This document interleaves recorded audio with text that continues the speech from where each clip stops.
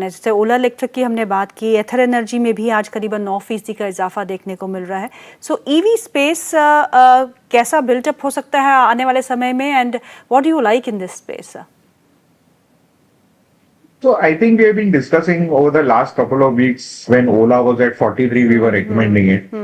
हमें लगता है कि Ola will continue to do well. EV space में देखिए, EV टू व्हीलर स्पेस में ना 4-5 ही प्लेयर है.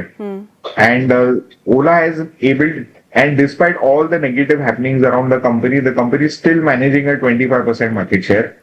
Or last week only they have overtaken Bajaj to become the second largest player. Yeah. So while we should not be focusing too much on the individual competition in market shares short term, but it is important that he's been able to sustain a 25% market share.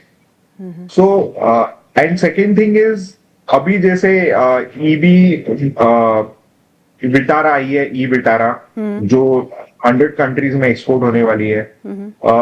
Mahindra की models काफी अच्छा रुझान आ रहे हैं. And if you see, Russia is going to be a very big buyer of Indian vehicles, and उसमें ज्यादा करके इलेक्ट्रिक की बिकेगी, क्योंकि Chinese was selling a lot of electrical vehicles out there. So I think that it is the right time to focus on EV stocks and the EV ecosystem, and आगे जाके it will be the best performing among the auto segment. So Ola is your top pick, sir? See, Ola is a company which will do very well. Right now, people are waiting to see what kind of numbers they are giving. But if you see, they have everything going for them right now. They have their own battery. They have the complete ecosystem. So they capture all the margins that vendors make, and distribution margins also. And their capex plans have also come down a bit. So we think that there is a very good opportunity to make multi-bagger returns. But you should take a small exposure.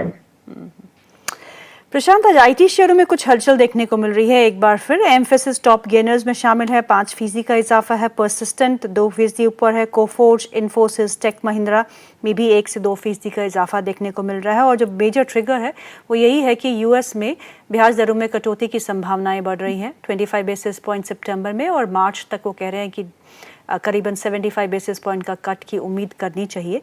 उस बीच थोड़ा बहुत support इस sector को मिलते हुए, और लेकिन रुपया हमारा काफ़ी वीक हो चुका है. काफ़ी शार्प जो है डिप्रिसिएशन हमने अपने रुपये में देखी है. तो ऐसे में आईटी स्पेस पे आपका नज़रिया क्या बन रहा है? टेक्निकल पॉइंट ऑफ व्यू में यस, पॉजिटिव मोमेंटम है.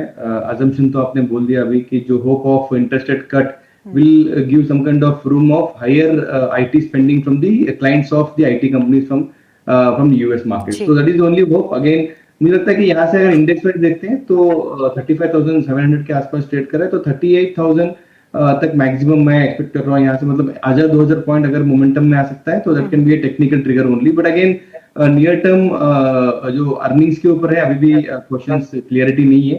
तो I think momentum will be seen on technical basis. अगर किसी को ट्रेड अच्छा लेना है तो मुझे लगता है कि इसमें Tech Mahindra can be a better stock for a short trade. Again, Wipro can be a second stock which can be looking for a good small trading. अगर 10-15 दिन के लिए before the meeting of Fed chairman अगर किसी को trade करना है तो Tech Mahindra as well as Wipro, these stocks looks good on technical charts. Vineet sir, ऐसे बाजार में करना क्या है? बहुत कंफ्यूजन है. some positive data points, but global environment support नहीं कर रहा. हमारे यहाँ FIIs नहीं है, DIIs खरीदे जा रहे हैं. क्या खरीदना है ये नहीं पता. बहुत ही कंफ्यूजन है. इस कंफ्यूजन में एक स्ट्रेटेजी क्या होनी चाहिए एक आम निवेशक की? देखिए, ये जो टाइम है ना, अगले 3 महीना is going to be very decisive for the west, because lot of I will give you certain cues which are coming in the markets which are very very alarming for the global market. उसमें India कैसा sustain करता है ना, वो ज्यादा important है. तो आप देखोगे चेस मैनहट्टन ने अभी उनके जितने भी वो लोग सेफ डिपॉजिट बॉक्सेस रहते हैं ना अपने बैंक्स में, वो खाली करवा रहे हैं. सब लोगों को अपना माल दे रहे. Because what they're expecting, a lot of negativity happening on the streets. Almost 3 cities में नेशनल गार्ड डिप्लॉय किया गया है by Trump. Okay. So you know there and जिस तरह से हर एक कंट्री अपने यूएस के साथ ये कर रहा है, वीन ऑफ कर रहा है, you know after taking India's cues they are not subjecting them, और वहां पे ना inflation is going through the roof. Correct. So that is going to take a big hit on their labor, Okay. their standard of living, and वो American society ना को एक rude awakening आने वाला है where their entire thing is going to come down like a pack of cards. Basically, BlackRock ने clear cut बोल दिया है कि it is not possible to sustain because they don't have their own manufacturing. So Correct. ये जो आपके जो you know society के जो फंड्स रहते हैं, फॉर एग्जांपल योर 401k, आपका सोशल सिक्योरिटी, हेल्थ केयर, वो बोलते हैं ये तो पॉसिबल ही नहीं है सस्टेन करने के लिए. अच्छा. एंड आपको एक बहुत इंपॉर्टेंट क्यू बताता हूं कि किस तरह जारी है. मैं आपको बताता हूं कि जब भी मिडिल ईस्ट में जब तकलीफ आई थी ना, जी. तभी Indian government at their expenses they uplifted people of not only of Indian origin but also Yes. others. Yes. This happened on 2 occasions, one in Middle East and one in Ukraine. Correct. But the Western world is issuing warnings and asking their people to come back. Okay. So Western world is not going to take care of its citizens, and that is going to lead to some kind of violence on the streets. War, yeah. और Civil war. ये जो चीजें जो हो रही है उधर वो इवेंचुअली होने वाली है. It's just a matter of time कि ये क्वार्टर में होती है क्या नेक्स्ट क्वार्टर में होती है.